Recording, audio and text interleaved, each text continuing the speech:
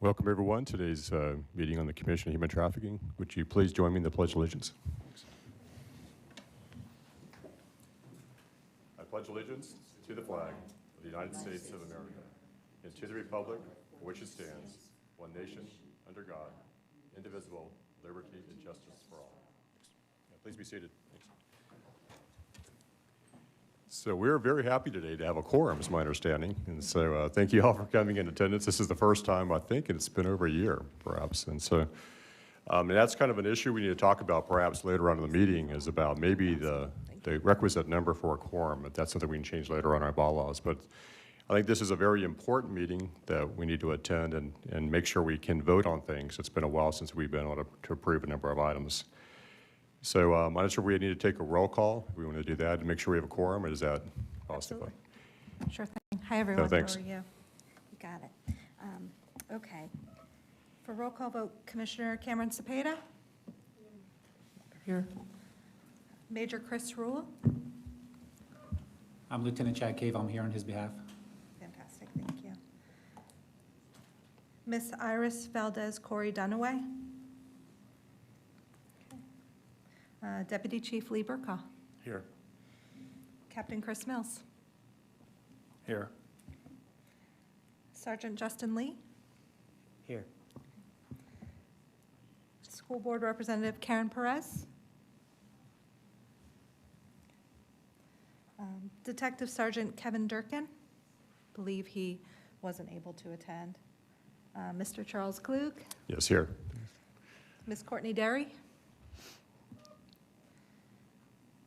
Madam Public Defender Julianne Holt? Here. Chief Judge Ron Figueroa? Our Chief Judge is in Tallahassee today and asked that I just advise you of that. Okay, thank you. And this is Gina Justice. I'm Trial Court Administrator, and I am participating in this event. Thank you. Okay. Ms. T. Solomon? Ms. Jennifer Glaister? Here. Mr. Santiago Corrada? Ms. Beverly Mogulnicki? Here. Thank you. Ms. Myra Espinoza? Here. Ms. Deborah Laskowski? Here. And Ms. T. Solomon just arrived. And you have quorum. Okay, thank you. So the first agenda item we have is election of officers. And so I'd like to get that out of the way first, and then we proceed with the rest of the meeting. So we need a chair and a vice chair, and I'd like to just basically commend Commissioner Overman for all of her work the last couple of years for spearheading this, doing an outstanding job, and it'd be difficult for anyone to step in her shoes on this, but we need to take some nominations for the position of chair and vice chair. Thanks. So I'll go ahead and run the election of chair and vice chair. By the way, Lisa Monteleone is on virtually. We're just helping out by being bodies in the room. So it's good to see you all, for those that we used to work with. So for the election of chair and vice chair, we did have nominations, one for each position by email, and it was by Ms. Glaister, and you're in the room. So if you wouldn't mind doing them in person rather than me reading your email. As long as they don't get upset with me. Fantastic. So first we'll call for election of chair, if there are any nominations for chair. I nominated Mr. Charles Klug. Oh. I'll move to close nominations. Okay, we'll just take a vote. All in favor, say yay. Aye. Aye. Any nays? All right, Thank you. congratulations. Well, thank you. Appreciate it. And then election of vice chair. Do we have any nominations for vice chair? I nominated Julianne Holt. Do we have any other nominations for vice chair? Okay, with one nomination, Madam Public Defender Julianne Holt. All in favor, say yay. Yay. Yay. Any nays? Thank you. Congratulations. Thanks. Okay. Not sure if we have public comment next or after we have some presentations, but I like to just say that going forward, that with respect to the committee, I think there's a lot of very interesting things we can accomplish in this committee, and there's a number of things that we've talked about in the past. I think it's a matter of implementation. And we have talked quite a bit about that, and I'd like to see if we, going forward, that there's more things that we can do. I know we're kind of limited when it comes to funding, et cetera. And also, what's the mission of the organization? And there's a resolution, I think it was handed out to everyone from the county commission. And you may want to have that. If you don't have that, extra copies, I actually brought those with me to hand those out. But looking at the purpose of the organization, just remind everyone, look at that resolution and see if you have any comments on that. If there's anything we need to do in the future about changing bylaws, especially trying to obtain a quorum for these meetings. Like, it's been very difficult with that process of getting a quorum. Right now it's 11, so we have a large committee of 20. And so I think if there's something we can do about, with COVID and think people are used to appearing virtually, we need to have meetings in person. We're subject to sunshine. We have to have that quorum requirement in person. Has been a difficult matter for us. There's something to think about, just, for the future, is that maybe there's something we can do to help, allow us to have more quorums to get more things done in this particular committee. So with that, actually, I'd like to go ahead and just accept any public comment. Do we have any public comment at this point? Mr. Chair, this is Lisa Monteleone. I have Yes. not received any emails from anyone requesting public comment. So public comment would be from anyone who is there in the room to speak, or any member that is a member of a subcommittee but not a member of the full committee. If they would like to speak, now would be the time. Okay. Any comments? Yeah. Okay, thanks. We have on the agenda, Commission on Status of Women, and do we have a representative here for that? Yes. Okay. Would you go ahead and like to make a presentation on that? Well, this is my first visit, of course. Yes.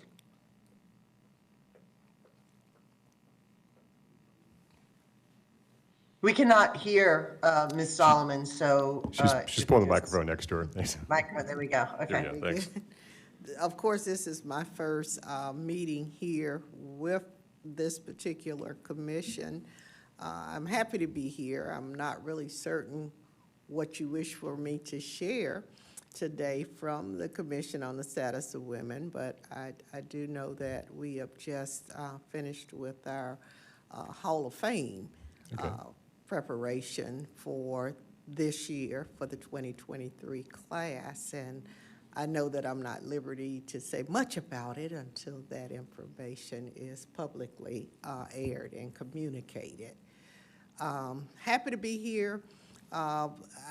This has been something, dear to my heart on human trafficking, and I worked on the subcommittee within the COSW, which is one of the things that got me to this point to represent the COSW. And I did share with our board members this past Tuesday that I had the privilege of attending a COSW seminar, or excuse me, a human trafficking seminar at Allen Temple, AME, where some of our law enforcement were present there, along with Lisa Thelwell, and some others, and we had some youth in attendance, which gave them an opportunity to ask questions, and the focus was on the human trafficking prey, like teenagers and the 15-year-olds and places where this goes on. And so that was enlightening. I'm looking forward to any way that I can be of service to this commission and any information I can take back to my colleagues on the COSW. Excellent. Thank you. You're welcome. We appreciate your input. And do we have Elizabeth Guiterrez here? Okay. We'll wait to do a presentation to her later. Thank you. Yes, and Mr. Chair, we have two other new members. Well, actually, three, including Commissioner Cameron Cepeda, since the last time that we were in person or had met virtually even. We also have Ms. Claudette Graves, who is the representative of the religious institutions. And we have Ms. Mayra Espinoza, who is the representative from the Crisis Center of Tampa Bay. who has been chosen to represent the organization upon the retirement of Kathleen Kemke. And as you know, Kathleen was a valued member of this committee, participated, showed up, was really wonderful. And I believe that Ms. Espinoza is going to more than fill those shoes. And she'll explain why later when we get to the subcommittee reports. Okay. Well, does anyone want to make any additional comments or introductions? Any of the new members? Thanks. Let me just say before we go on, I'm with Port Tampa Bay, and we try to emphasize every year, not just in January, which is Human Trafficking Awareness Month, but throughout the year, the importance of making people aware. And so we actually have training for all of our employees. It's mandatory training this month. We have to finish it by next week. But we also try to do things like in our cruise terminals. We post, poster boards and things like that, trying to make people aware of it. And I think it's always an issue around the country, ports in particular, about if you say something about human trafficking, maybe that you have a problem with it. We don't have a problem per se, but we want to make sure we can communicate this to the public. And I think that's really one of the important things we do in this particular group, is we try to communicate this to truck drivers, for instance. We have 10,000 truck moves a day at the port. So we hand out flyers and things like that. We try to make them aware of human trafficking when they're, adventures around the country, et cetera. So that's something that we can do. Just the awareness is really important to us, and I would just encourage everyone else to do that as well. Okay, reviewing the meetings, do we have go through the different education and committees? Do we have an education outreach representative here to do the recap? No, sir, we do not. Okay. But if you don't mind, can we go back to approval of the meeting recaps from March and June? Absolutely, sure. So that we can dispose of that while we Okay. still have a quorum. Okay. So do we have a motion to approve the recaps? There should be in your packages, by the way, if you don't have those. I'll move for approval of the March 31st and June 23rd, 2022 meeting recaps. Great, thanks. Do you have a second? I Okay. second. Okay, good. All in favor? All in favor, say aye. Aye. Okay. Aye. Great, thank you. And by the way, the reason why we had to do that, because we haven't had a quorum since that time period. So unfortunately, it's been a while since we've had a quorum. So go on to the committee reports. Do we have anyone, like I said, no one from education outreach to the report? No, sir, we do not. This is Lisa Monteleone Okay. for the record. Okay. I had spoken with Connie Rose, who was the chair of the Education and Outreach Committee. Unfortunately, Ms. Rose, two things. Her membership in the committee had lapsed, so she is no longer a member of the COHT. She does have intention of reapplying, but that application will have to go back before the Board of County Commissioners for a vote. Okay. So there's going to be a little delay there. And she is out of town today, so she couldn't attend otherwise. So I'll be giving her report. The subcommittee recaps are also included in the package. The major issues that in education and outreach that were discussed and have been discussed, they've been doing a lot of work and receiving a lot of presentations over the past year and a half. And those pertain to two subjects, and that is education and training. We had discussed the fact that the Hillsborough Heroes program link is still on the Hillsborough County webpage. However, we have not had a contractor to fulfill the training portion of that program since, I believe it's, and Beth can correct me if I'm wrong, I believe it's October of 2021. Yes. So that program really has been suspended, if you will, since we don't have a contract for the training piece, since that time. We've only had one inquiry for participation in the program since that time, and that was from HART, our transit agency. So it was our discussion, Connie and I, after discussion, I believe at one of the subcommittee meetings, that the training program needs to be reevaluated and reformatted and reconstituted. So she had suggested we remove the Hillsborough Heroes link on the webpage since there is no program at the current time.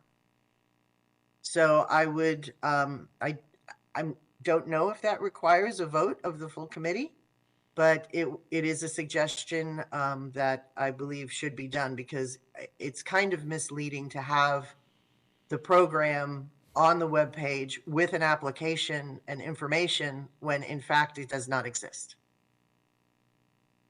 The other major topic, which is directly related to that, is we have had Director Scott Stromer from our procurement department.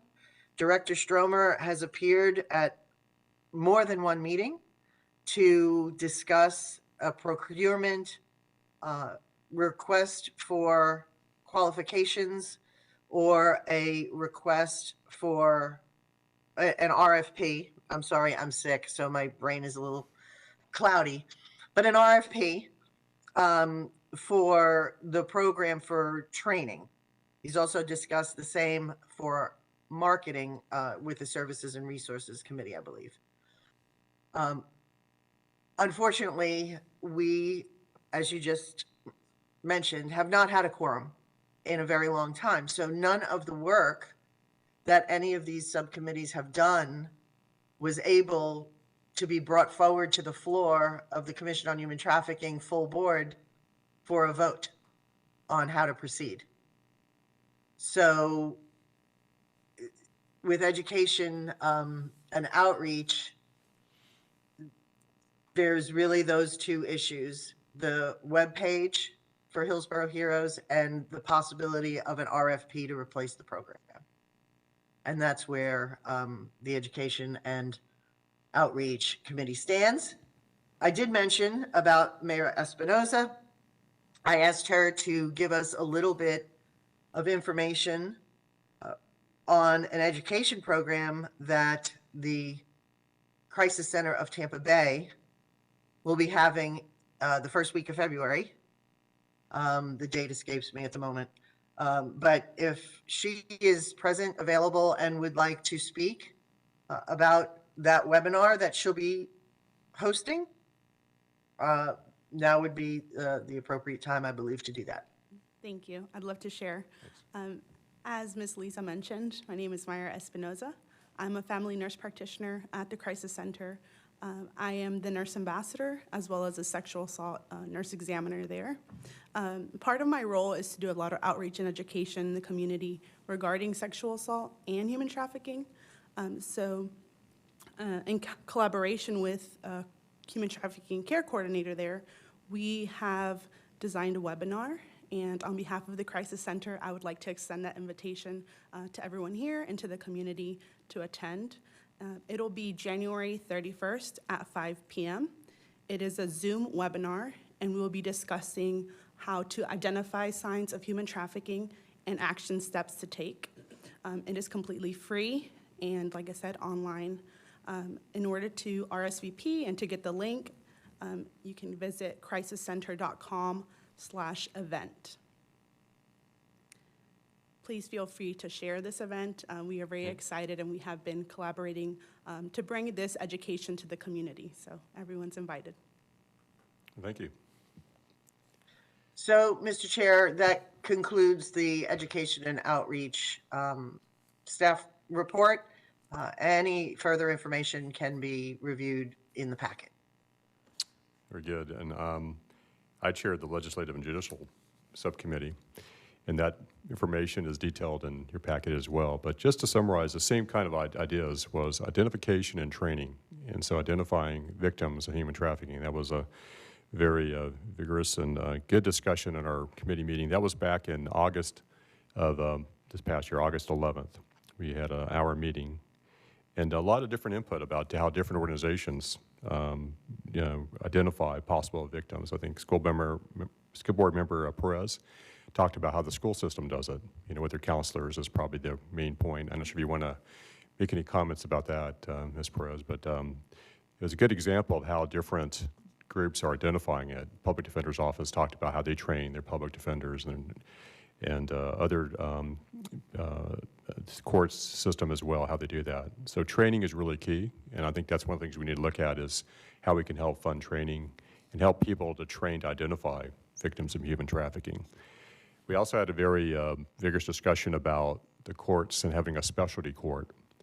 And was that necessary to help victims and survivors get resources and reduce recidivism, things like that. And so we had a very, very good discussion about that, how they do it in other jurisdictions. So I think one of the discussions was an options court. I think Chief Judge Ficaretta expressed his desire to have that court gain stability and develop a set of procedures and outcome insight. He suggested once the juvenile aspect is worked out, the courts can consider having an adult pilot project if deemed necessary. So a lot of discussion about, we have juvenile courts, but is there something for adult courts? And how some of the people who are being arrested for, for these matters are actually victims, and how do we handle that? So very good discussion on that issue as well. And Commissioner Overman mentioned that a lot of people don't want to identify themselves as victims, and so it makes it more challenging to basically identify who's a victim of human trafficking, and also having uniform tools to do so. And the Commissioner also inquired if there were any financial resources to support a specialty court in related case management by a court system or nonprofits. And so that's something we need to look at as far as goals and objectives. Is something that we should pursue, is having an option court, specialty court, additional training and funding for those items. Does anyone have any comments about that, or anyone to speak on that meeting? Yeah. So that's pretty much the gist. It was an hour meeting, very, very good meeting. Unfortunately, that was 6 months ago or so. We need to have another updated meeting on that. And Yes, and Mr. Chair, yes. Lieutenant Chad Cave is present to give a presentation on what the Hillsborough County Sheriff's Office activities have been regarding the human trafficking. And I believe that HTV has his presentation slides. There we go. So start the slideshow.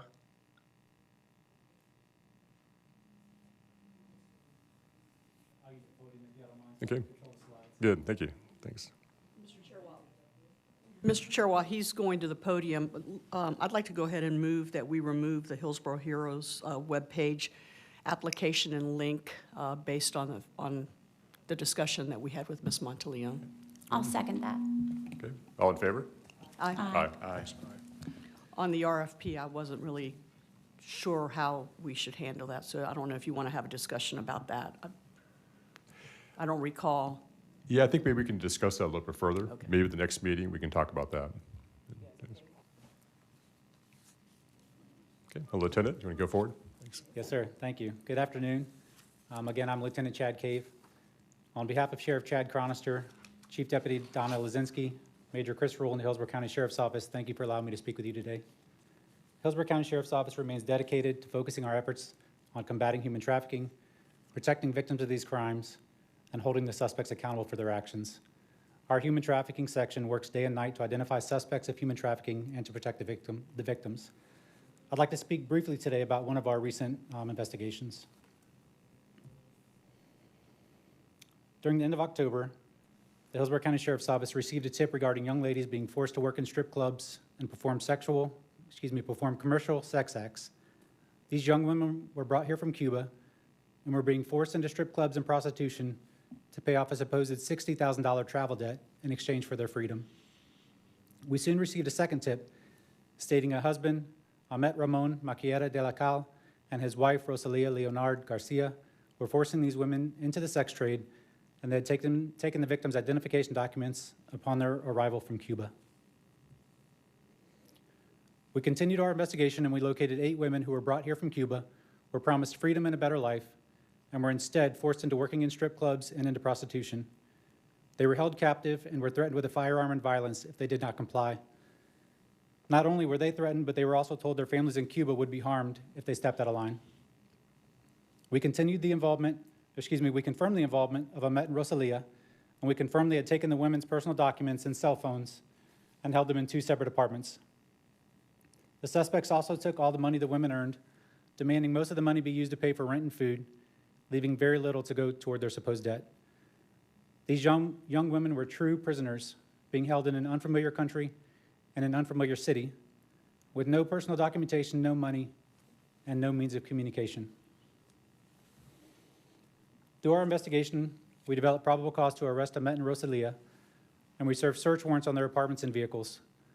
While serving the search warrants, we located the victims' confiscated identification documents, ledgers, condoms, cash, cell phones, and a stolen firearm. In addition to the 8 victims we identified, a 9th victim responded to the Palm Beach County Sheriff's Office, providing the same story as the other 8 victims. During this investigation, we faced many challenges, to include tracking the victims' paths from Cuba to Florida and translating communication from 10 recovered cell phones. And in addition to our investigative challenges, we also needed to ensure the safety and well-being of the victims.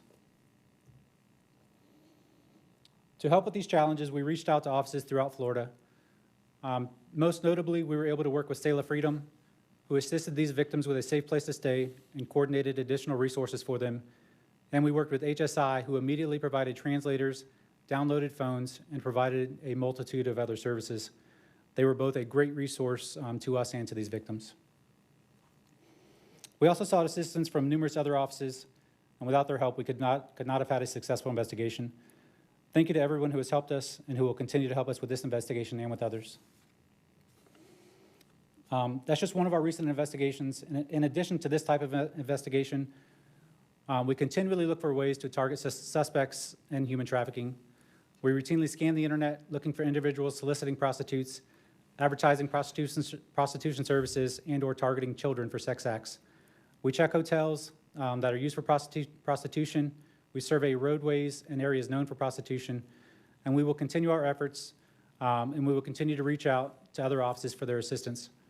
None of us can do this alone, and thank you all for working with us. We all certainly need to continue working together. As I previously mentioned, Sheriff Chad Chronister, Chief Deputy Donna Lazinski, and the Hillsborough County Sheriff's Office will remain committed to focusing our efforts on combating human trafficking crimes. Thank you. Thank you, Lieutenant. That was an outstanding presentation. Does anyone have any questions for him?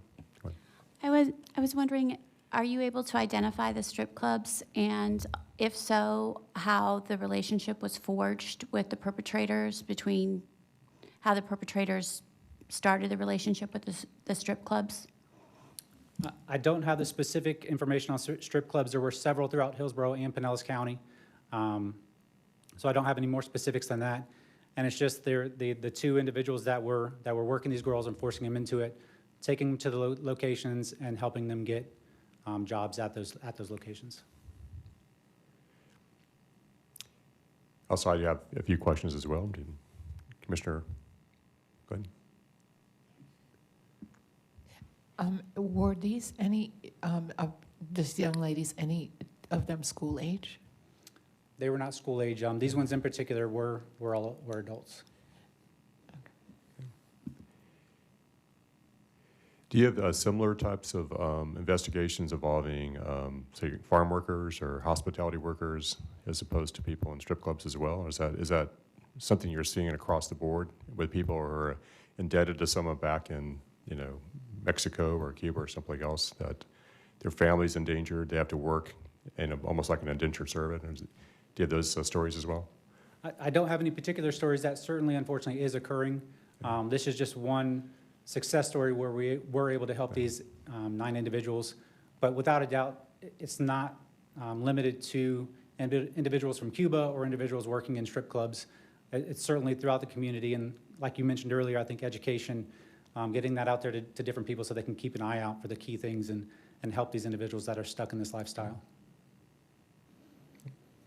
The comment I want to make is, of course, we have a great working partnership, but the key in that investigation was that initial tip. And any way that we can push out people giving us tips, cases are very difficult to make. And any way that we can get additional tips is really what's going to help us.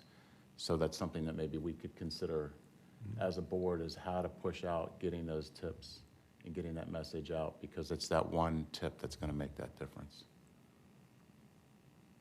Well, as far as pushing that out, is that there was a hotline number we need to push out, or what's the best way to do that? There's so many different ones. I mean, HCSO and TPD both have their tip 411. The Tampa Bay Area Task Force on Human Trafficking that's run out of St. Pete has their tip. So that may be part of the confusion is which one, but it really doesn't matter as long as somebody gives us a tip. An anonymous tip is fine. Okay, any other questions? Thanks. Okay, thank you very much, thanks. Thank you.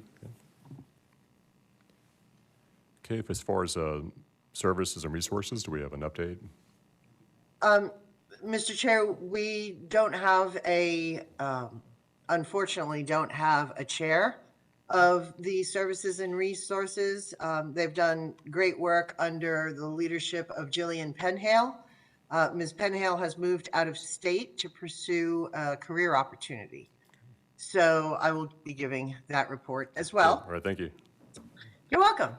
The recap is in your packets, and I would call your attention to page 22 of the packet, which details the major efforts that the Services and Resources Committee will be looking at. And I apologize, I'm trying not to cough, so if my voice sounds a little metered, that's why. Both of which we are having or have had the presentations on today's agenda. And I'll just read from the page 22. Potentially the unit, meaning the step down unit, could partner with USF's TIP Lab and their BRIGHT project, as well as the Commission on Human Trafficking. Member Kempke explained the BRIGHT Bridging Resources and Information Gaps in Human Trafficking project is based on a pilot program in Houston. We will be receiving a presentation from Dr. Wages regarding that, and Ms. Pate regarding that program in our agenda today. They are both present virtually to handle that presentation. We also have a presentation from Jean Early, because the Jean Early, our director, is looking at handling, Jean can explain it. I'm sorry, I'm again trying to not cough. Jean will handle that presentation and fill everyone in on the STEP program. But those are the two issues that make up the majority of the discussion during Services and Resources Committee. I would also point out that the executive summary for the Orient Road Project 2022 document, which begins on page 24 in your packet, is an older version. A new version was supplied to me last week, I think Friday or Monday. I in turn emailed that out to the members of the committee. So there should be another email that everyone has with the updated version of Mr. Early's 2-page summary of the Orient Road Project, or otherwise known as the Step Down Unit. And I see Mr. Early here on the screen. So Director Early, if you'd like, you can go ahead and talk to us about the Step Down Unit. I have a little bit of a cold, can you tell? So I think it's going around. So you and I need to stay out of the county center elevators is what we need to do. Need to stay out of somewhere where I got this from. But good afternoon, everybody. I'm going to show you, this is the same presentation that we give to the Patient Safety Care Coordinating Committee as well. And I'd like to acknowledge the sheriff and many other partners for this. But I'm going to go ahead and see if I can get this so I can start to talk about it. I'm the department director for Hillsborough County Healthcare Services Department, and I'm basically we do a lot of different things, such as the Orient Road Project. This is an innovative and cost-effective program that we're doing, and it represents a step-down unit. And the plan going forward is to assist individuals with substance abuse and behavioral health issues transitioning from the jail back into the community who are Hillsborough County Healthcare Plan members. Several issues delayed this program. 2-year COVID-19 pandemic, supply chain issues, hurricanes, adverse impacts to providers, and capital funding. What it's designed to do is it's 85 beds in the unit. It will be DCF level 2 beds. The Gene, length of sorry to stay. interrupt you. This is Dan with HTV. We're not seeing your presentation if you're trying to show it. Hold on a minute. My apologies. Let me just get here real quick. I thought it was showing. Sometimes it does that. Janet also provided that presentation to Adam.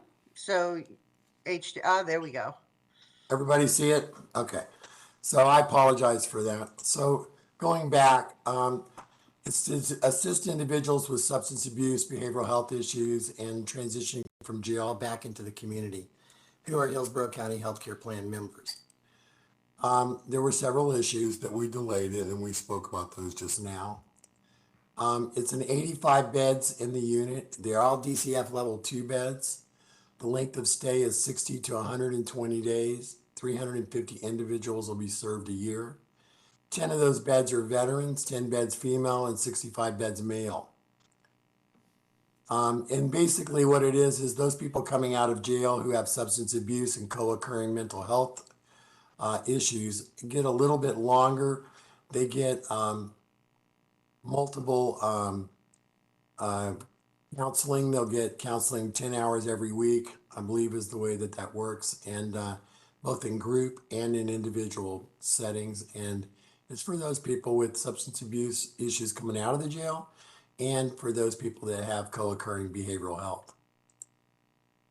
Participants who receive the peer services, case management, and clinical assessment evaluations, including wraparound services, which I refer to as social determinants of health, they get healthcare and primary care, specialty care, 10 hours of counseling, OJT, or on-the-job training, including placement, educational classes, health literacy, peer support, telehealth, SOAR program. If you're not familiar with the SOAR program, it puts people on disability. We have been very successful with that program, and we can do it within, I think we've been doing it in about 68 days. The rest of Florida does it in 2 years. We also provide transportation, care coordination, navigation and support with housing and wraparound services. We're basically using vouchers for that. We also have a healthy living program, and we provide access to social determinants of health as needed through the Family Care Foundation and others individuals helping us, including Hispanic services. Our expected outcomes for this is reductions in readmission rates to the Crisis Stabilization Unit and detox services, reductions in criminal justice and law enforcement costs and resources through pre and post measuring. We monitor reduced jail days and bookings, positive economic impact through gained employment, because we don't want to just train them, we want them placed, and they need to stay there about 6 months for us to consider it to be successful.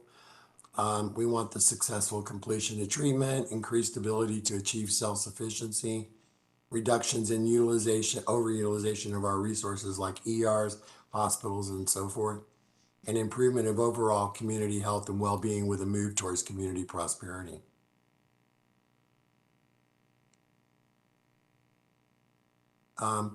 Substance abuse and mental health services, we leverage funds and in-kind services from various funding sources and agencies. We reduce the number of ER high utilizers, increased accessibility to treatment, including aftercare, MAT, which is medically assisted treatment, and residential, to help them recover during their treatment. We conduct an evidence-based evaluation of the success of the program through a partnership with the University of South Florida, Department of Public Health, and our ultimate goal, as I said before, is to enhance the lives of those individuals and families, increase their everyday sense of wellness and well-being, and increase their ability to become self-efficient. We have partnerships with Hillsborough County BOCC, the Sheriff's Office, Public Defender's Office, State Attorney's Office, Phoenix House, Axe, Cove, and I could go on.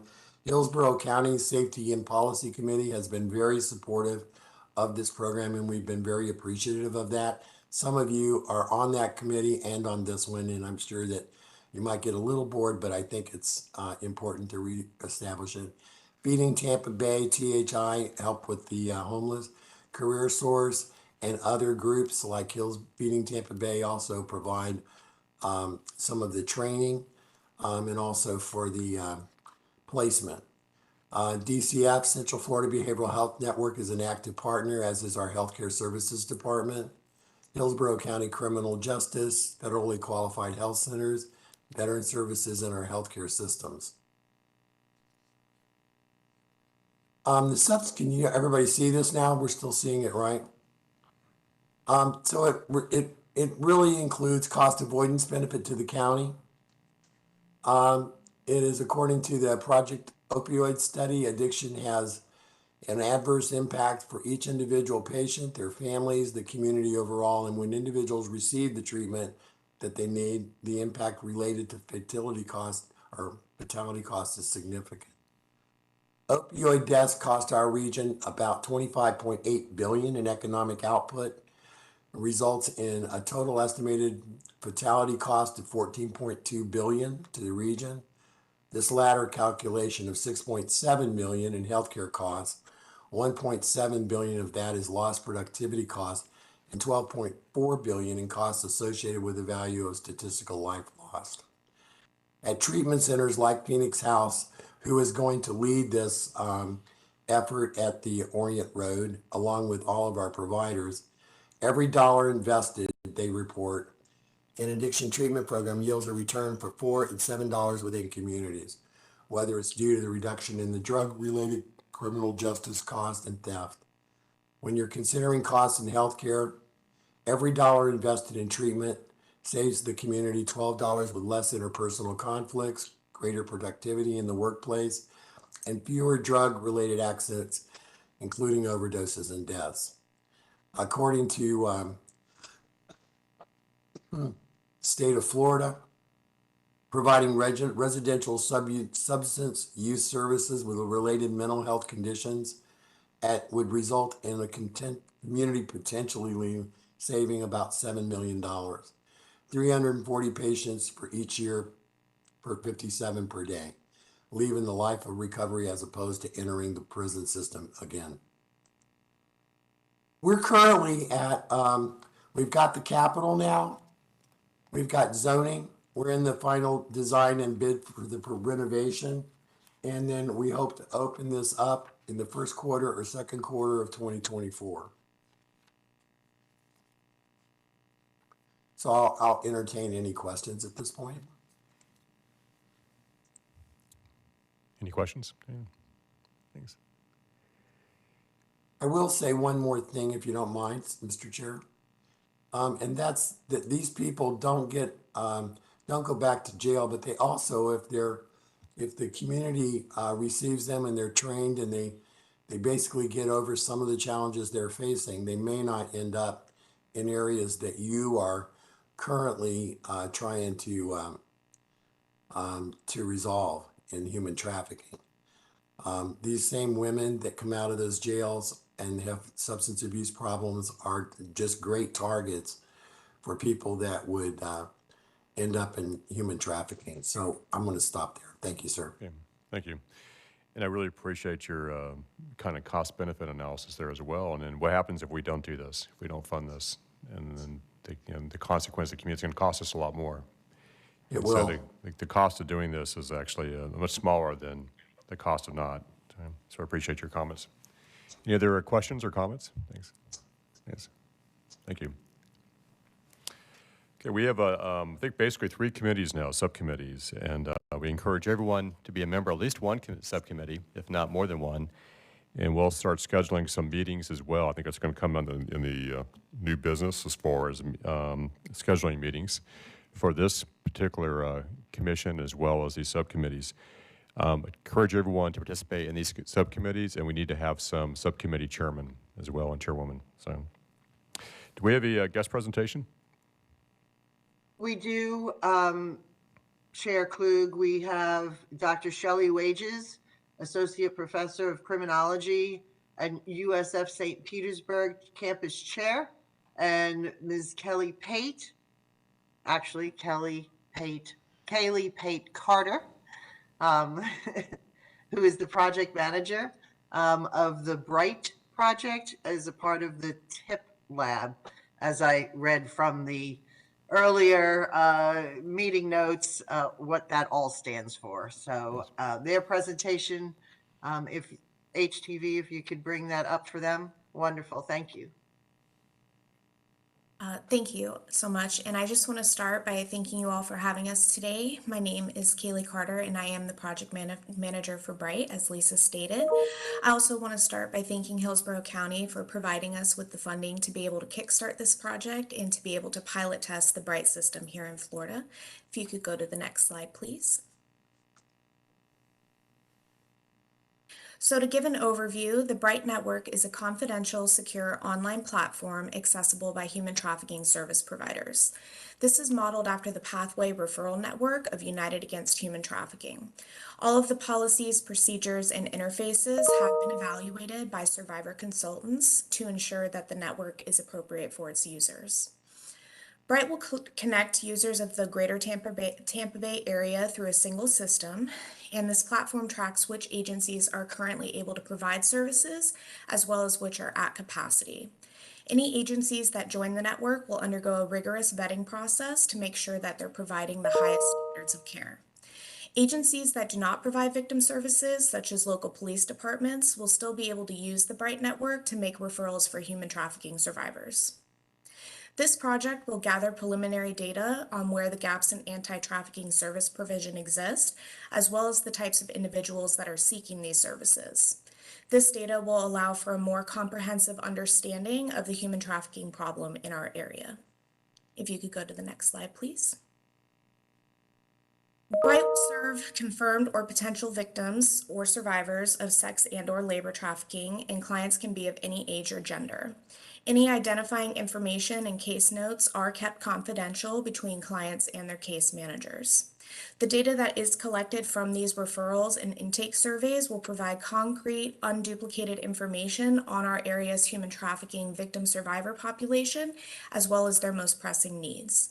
This data can help inform local programs and services, as well as give the community a clearer idea of the scope and demographics of the problem. If you could go to the next slide, please. So since the start of the project, we have completed a SWOT analysis to identify the top resource referrals that are commonly sought by providers, which resulted in support networks, housing, daily needs, crisis intervention, case management, and legal services.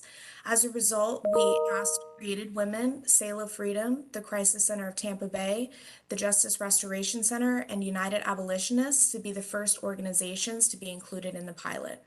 During this time, we also created and refined the vetting procedures to ensure that they were fit to Florida standards. If you could go to the next slide, please. We're currently in phase 2, and we're in the process of completing the vetting for our initial pilot organizations. At the start of February, here in just the next couple days, we're going to begin training those organizations on how to utilize the system. We also are planning to launch BRIGHT at the end of February, allowing these initial organizations to start to enter data into the system and use it for sending and receiving referrals. In phase 3, we're going to start to examine the preliminary data from those that are using the system to identify where gaps in services might lie. So simultaneously, we'll be adding and expanding new users to the system to address some of those gaps if it is possible. In our final phase, we'll once again review that data to identify services and providers to add to the network and continue our expansion. And we'll also provide a final report to the county that identifies the number of clients entered into the system, the types of services that were requested, as well as the types of services that were utilized. If you go to the next slide, please. So we've also been working on establishing a new relationship with our partners at United Against Human Trafficking. Dr. Wagers, if you want to speak on this briefly. Yes, thank you, Kaylee. Can you all hear me? Can you hear me? Okay, okay, good. So over time, what has happened with this project is it started with a needs assessment that we conducted in fall of 2020, and we developed this from what the community told us was most needed. The TIP lab always had in mind for us, ultimately, the data that would be generated from the use of this system could give us all very good pictures of what's happening with human trafficking down to zip code level areas. So we're piloting in Hillsborough, but the goal is to grow through the whole state of Florida. So United Against Human Trafficking is a nonprofit, and our practitioners here in Florida, what they stressed the most was they liked that a university was housing this because there's some unique issues and competition among practitioners in Florida, so they felt this would generate objective data. So over the course of our relationship with United Against Human Trafficking, we have started moving from we're just replicating their pathway here to a collaborative partnership as they work to build the pathway nationwide and setting up USF and the TIP lab to then be the recipient of all of the data from all of their entities as they build out. So in addition to that, we are partnering with them to provide what we call process and outcome evaluation of the build out so they can create easily model that can be replicated throughout the country for this system, and then it grow from beyond human trafficking into domestic violence and sexual violence so we can start to see those overlaps. So when our initial contract with them ends in June, we are now moving forward with bringing in as well under public health our Herald Center to help with the process and outcome evaluation of the replication of the model, while all the data is going to continue to be housed and come through and into the TIP lab for Dr. Reed and myself and the rest of our team to start analyzing and being able to generate reports of what the picture of human trafficking is, but also the picture of the types of community resources needed, where they're needed, and which groups we're actually serving or not. So the ultimate goal as we build this out would be, even if you are not a direct care provider yourself, as an example, as watching the different presentations. So if I were a police officer or a sheriff deputy, as an example, once we have the services in there, you'd be able to access the portal if you came across a human trafficking victim and you needed to connect them immediately to services. You would be able to access the portal and find in real time vetted, safe services for that particular victim survivor for what they needed in that moment, and be able to quickly make that referral or the calls or send a request to those agencies. So this is our goal overall in the project. Build this out in this area, replicate it in Florida, and continue with United Against Human Trafficking to be the institution that then gets the cumulative data to start to create a better picture of human trafficking. That can be national, regional, or specifically for Hillsborough County, even down to your zip code or your whole county area, a picture of what's happening. Next slide.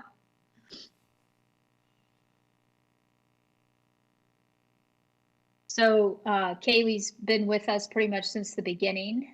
She's our outward-facing manager on this project that talks and deals directly with all of our practitioners and the build-out and the vetting and the procedures.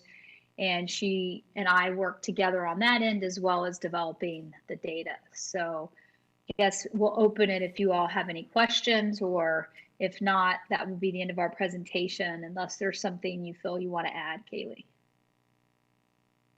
No, I was just going to say if there's any organizations that you all feel should be included in the system, can you go to the next slide, please?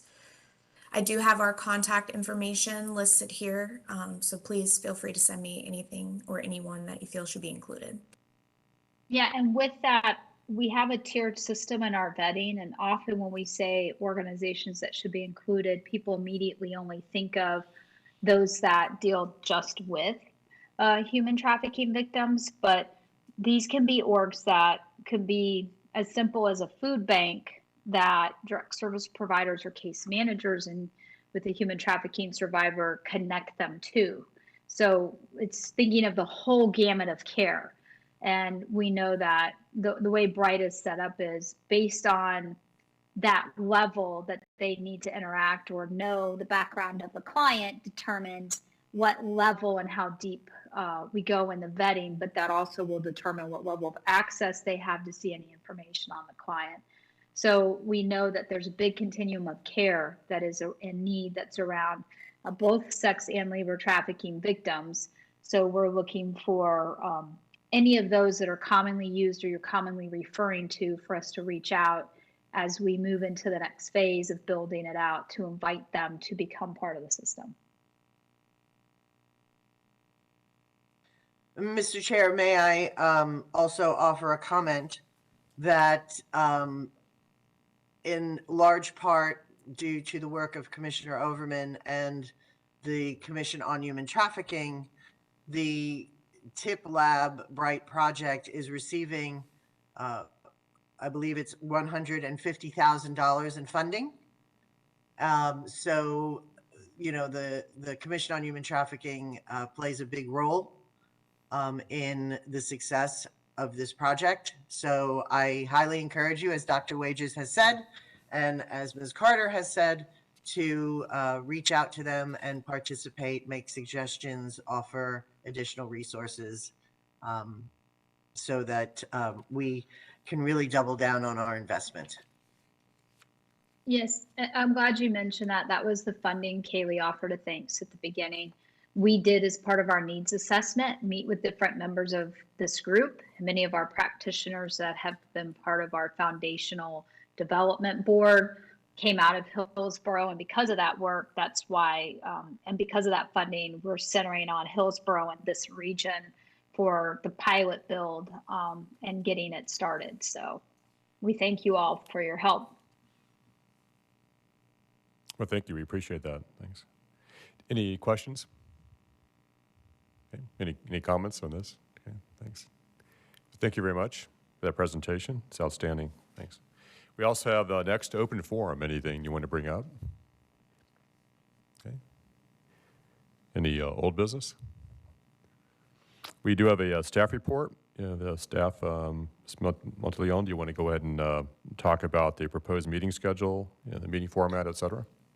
Yes, as part of your agenda packet, a proposed schedule of meetings was included. It is the last page, page 27 of your agenda packet. As you can see, it follows the same pattern as we have in the past.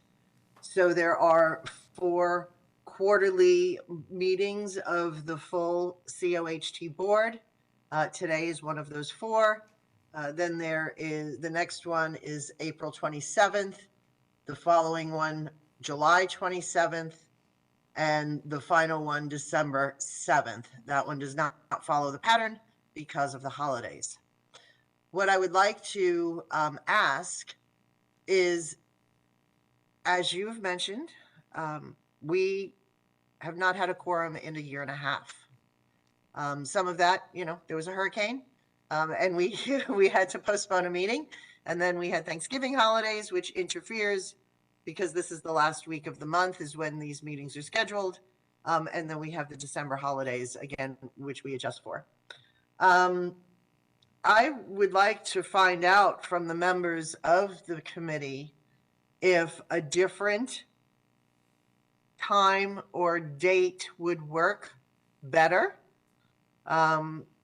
This, you know, they've traditionally, since 2020, been Thursday afternoons at 1 o'clock, the last week of the month on a quarterly basis. I do know there is one participant who, when I was making quorum calls, mentioned that she could never attend on that day because of commitments that she cannot change. In that case, if there is someone on the committee that is assigned as a member of a particular organization that is named as a member, then you ask someone else in your organization to represent the organization on this committee. You can do that in a simple form of filling out the forms available from the board clerk. It would go before the Board of County Commissioners at a regular meeting under the consent agenda, and a new member from your organization can be designated as the voting member. So back to the calendar. If that works, that's great. We'll leave it at 1 o'clock on Thursdays, last final week of the month, every month. I do want to point out that January is unusual. We usually, typically, there's the Florida Statewide Council meeting, so there is no January meeting, but we had to have a January meeting based on conversations Chair Klug and I had because we postponed for a hurricane, then we postponed because of holidays. So here we are in January. The subcommittees, as you notice, meet in alternating months. So the idea that the Commission on Human Trafficking only meets quarterly is kind of a misnomer, because if you add the subcommittee meetings to the regular schedule, it's nearly every month. It's not quite, but it's nearly every month, which can be a lot for individuals, meetings to attend. So if there's any revisions to the meeting schedule, I would like, or suggestions, I would like to hear those. If not, we can accept this calendar as it is, and possibly, change meeting dates around on an as-needed basis. Okay. Does everyone have access to that calendar? Have you seen that? And so just to repeat, it's the proposed schedules, the last Thursday of the month, March 23rd, June 22nd, September 28th, and then December 7th, which this is not the last Thursday. And the reason why we, as Ms. Monteleone said, we didn't meet in December because we didn't have a quorum. So that's why we're meeting this month. So this is an unusual meeting in January, so it wouldn't normally be that typical date. And it's at 1 o'clock, and if you cannot make that, let us know. Also, we have to have that quorum. We're subject to sunshine, so we need to have that 11-person in-person quorum. That's been the challenge for us, especially once we got used to appearing by Zoom during COVID. We still have to appear in person due to sunshine. As far as having a quorum, we can allow people to appear virtually, but we have to have a quorum in person. So if anyone has any questions about that schedule, if you don't think that's doable, let us know. Otherwise, we'll take a vote on that. Good. Yes? Did you say June 22nd? Because I see June 22nd is the one I have. Yeah, I think July 27th is a subcommittee date. Is that right? I see a June 15th on. Yes, we had to, you are correct. We had to change the June meeting to June 15th. Oh, it's June 15th, okay. Yes, because HTV, which allows us to be broadcast on Spectrum, Frontier, Hillsborough County Television, and YouTube, was not available for the date that we had originally.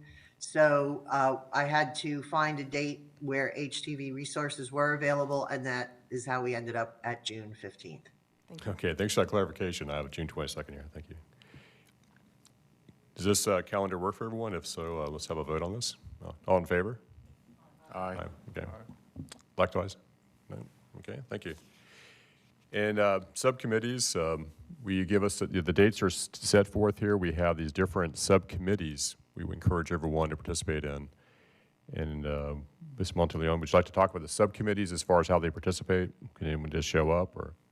Well, yes. So we do need to reconstitute the subcommittees. As we both mentioned, we only have a chair of legislative and judicial, and that is you, Mr. Chair. Oftentimes when someone serves as the chair, they do not serve as a chair of a subcommittee. Whether you want to or not want to, then you can make that decision. But it's a lot. So I don't think anybody would misunderstand if you did not want to continue to chair legislative and judicial. Those meetings are typically held also on Thursdays. The dates are on that calendar that is part of your package. Again, page 27, the last page of the packet. But I do have another suggestion, and which will require some discussion and a vote. by the committee. We do not have, we're missing 2 chairs of 3 committees. Some of the members who are on the committees are not official members of the Commission on Human Trafficking, which is fine. It is perfectly, legal, if you want to use that term. It is written into the resolution that you had mentioned before, Resolution R20046, I think. And Deborah Camardi-Mincy is available virtually if anyone has any questions about the resolution. She is the attorney assigned to the Commission on Human Trafficking from the legal department. What I would like to ask the members to entertain is to temporarily put the 3 subcommittees on hiatus in order to form one committee that, let's, for just discussion's sake, call it the steering committee. And I'm asking this because all 3 committees have done tremendous amount of work. They show up, they participate, they have suggestions, they have discussions, they receive presentations. But since we haven't had a quorum available at full committee meetings, none of the work that they've done has been able to be voted on by bringing a motion to the floor. So what I'm suggesting is that we form, the committee members would be newly assigned to a steering committee that would take those suggestions of all 3 committees, vet them, and then be able to bring those to the full committee for a vote on which ones would be pursued. So this way we're consolidating the work and focusing on what could be called a work plan. What comes out of those 3 committees would constitute that work plan. That would set the goals, it would set the benchmarks, it would, referring back to the RFP that was mentioned earlier, would be able to bring to the floor of the full committee a scope of work for an RFP to be pursued by Hillsborough County for training, marketing, communication, whatever is decided upon after reviewing the work. And it kind of relates back to what Public Defender Holt mentioned about the RFP process. We can't bring anything to the floor today because nothing has been decided upon. So I just think it would be a more efficient way. And since we have a new chair, we have a new vice chair, we have 4 new members.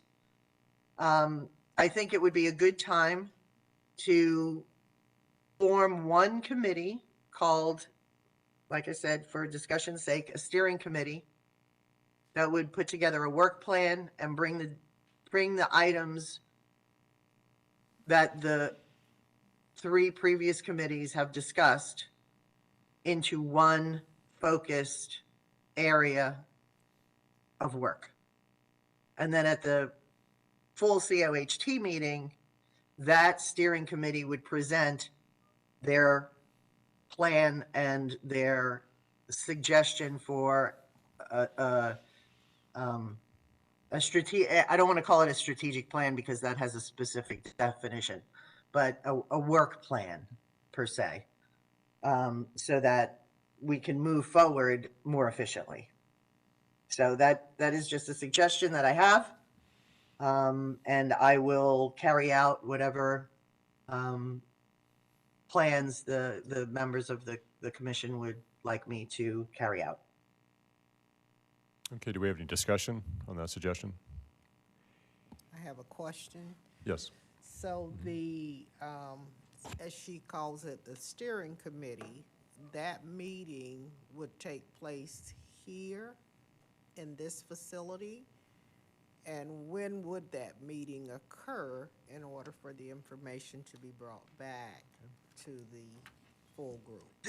The steering committee, if there were to be a vote, again, as the chair has pointed out, falls under the Sunshine Law. Ms. Camardi, Mincy can correct me if I'm not stating this properly. In order for there to be a vote, there has to be an in-person quorum. However, since this is a subcommittee and we don't know how many members there are going to be, it's difficult for me to opine. So I would defer to Deborah to answer that question as far as voting. As far as location, if we don't have to have an in-person quorum, it could be virtual. If we do have to have an in-person quorum, then it would be at County Center, but it would not be on the 26th floor of County Center. We would find a smaller, more intimate space for discussions. Okay, as additional detail there, would that quorum, would that be a certain number of members that constitute a quorum? Would it be the same 11, or would it be a much smaller group, I guess? Deborah, you're muted. Can you hear me now? Yes, we can. Yes. Yes, good afternoon, everyone. Deborah Cromartie, Mincy County Attorney's Office. I don't believe your resolution currently addresses subcommittees. So certainly if there is a need or desire to have a subcommittee, you all as a committee will have to vote on what that would be structured like, and choose the number of people for that committee or that subcommittee. And then from there, we would be able to design a quorum, which is generally, majority plus one of the number of people on the committee. So that's how that would be structured, short of there being anything in writing that prescribes or describes the actual committee. You're saying a majority plus one would be 11 in this case? Right, if there will be 11 people on the committee, is that what you're asking? I'm sorry, you're talking about the committee itself or just the, as far as our membership? I was talking about the subcommittee. Okay. Yes. So it would depend then, let me. On the number of people that this committee, this full body decided to have on that subcommittee. So if it was decided that 10 people would, comprise this subcommittee, this steering committee, if you will, or work committee, then 6 people would constitute the quorum. Okay. That's the general idea for quorum, unless you all prescribe something in particular. As far as this commission, do you want to think about this? Is it something you want to bring back at the next meeting in March, or would you like to talk about this today and approve a steering committee today? Do you have any comments on that? I think creating a steering committee today, maybe looking for volunteers would be a good idea, because otherwise we're going to be later in the year before we get around to things. Okay. So I think we should create a steering committee. I don't have any specific thoughts on how many people should be on it, but I would assume if we've got 20 members here, I would say that, we want at least, pretty good representation of people. So maybe, somewhere between 7 and 11 people. Okay. Any other comments? Okay. So I think that if we do half this number, we have 20 total. If we did 10 or 11, then as far as our majority for that quorum would be perhaps 6 or so. So I think it has to be a manageable number because we're having problems meeting quorums, So I think I'd recommend perhaps 10, and with the majority being present for any type of meeting 6. So that gives us a manageable number. Do you have any additional suggestions on that for the steering committee?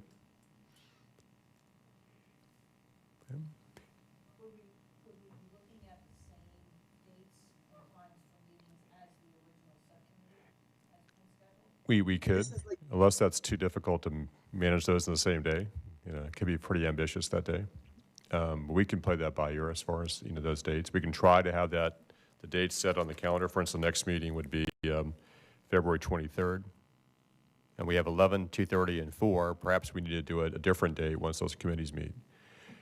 So Ms. Monteleone, are we talking about still having our regular subcommittee meetings, or we would dispose of that with only the steering committee in this case? Correct. And we could, those dates are flexible. We can set those dates for, you know, whatever is, whatever the, once, let me start over. Once the members are decided upon for the steering committee, whoever those 10 people are, they can email me, I can poll them, we can find a date that is mutually agreeable for them to meet. Okay. And I would probably be setting these meetings for our offices at Government Relations and Strategic Services on the 24th floor. We have plenty of room, and generally speaking, the availability is there for whatever day, time those 10 people would like to meet. But that can be decided at another time. The only thing I ask formally right now is for 2 motions, and I think I kind of heard one from Public Defender Holt, was to establish a steering committee. And the other motion would be to put the 3 committees that are currently standing committees on hiatus until the steering committee brings back a recommendation to the board. Okay. I'll formally move at this time that we create a steering committee as discussed with Ms. Monteleone and commission members. We have a second? I second that. Okay. All right, all in favor? Aye. Aye. And then I'll also move that we place the 3 committees. Well, let me ask you one question. Because the legislature is meeting in March and April, would you want to have one more meeting at least from the legislative group? I think so. This is the important time to do that. And we've had meetings in the past of that committee after the session. Really, this is the time we need to be meeting, quite frankly. Okay. And when we meet, we can discuss whether or not you continue to chair or not after you have some Yes. time to think about it. So I think instead I'd like to move at this time that we place the Education and Outreach and Services and Resources subcommittees on hiatus pending the steering committee recommendations. I'll second. Okay. All in favor? Aye. Aye. Okay. With respect to the membership of that, any volunteers? I'll actually volunteer to be on the steering committee. I have Any a other question. volunteers? Yes. Do the members of that steering committee need to be comprised of the members of this committee or not? I would think so, that we do want to be members. We could have some outside people like we do in the other committees as well. We have some outside. Or I don't know if the chief is asking what I was going to ask, which is, or can it be a designee that is familiar with the work we've done? Because Mr. Brancato from my office is someone that's familiar. Okay. And I'm traveling a lot between now and the end of April to Tallahassee, so I wouldn't want to delay the process. And if I can use a designee if need be, that's what I'd like to be able to do. Good. Actually, why don't you just go ahead and take a vote on that? So the membership will be either members of this committee or their designees. Okay. So all in favor of that? Aye. Okay. So then I'll volunteer. Okay. I will as well. Okay. Okay. School Board Member Perez, thanks. I would like to volunteer. Okay. Okay. Actually, we just want you to say our names, so I'll just for the record, I'm Charles Klug, I'm a volunteer. Julianne Holt is the public defender. Mayra Espinoza.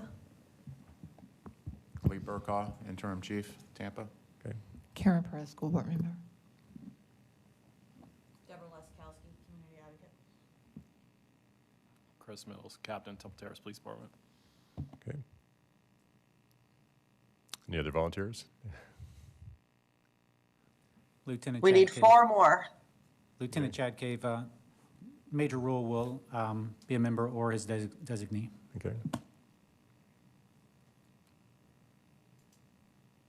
We could have less than 10. I mean, if that's the number we have, but any other volunteers?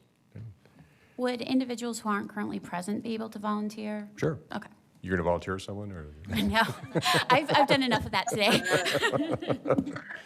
That's what happens, you miss these meetings, right? You get volunteered and. Okay, we could actually add more members, but that's a good nucleus for our first meeting.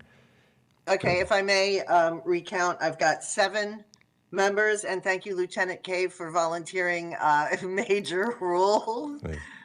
I will say that Major Rule and I talk quite frequently, so I think he'll be okay with that. So I have Chair Klug, Vice Chair, Public Defender Holt, Chief, I'm sorry. Lee and I go back a long way. Chief Burkaw, thank you for being here, by the way, Chief. That is wonderful, above and beyond the call of duty. My pleasure. Myra Espinoza, School Board Member Perez,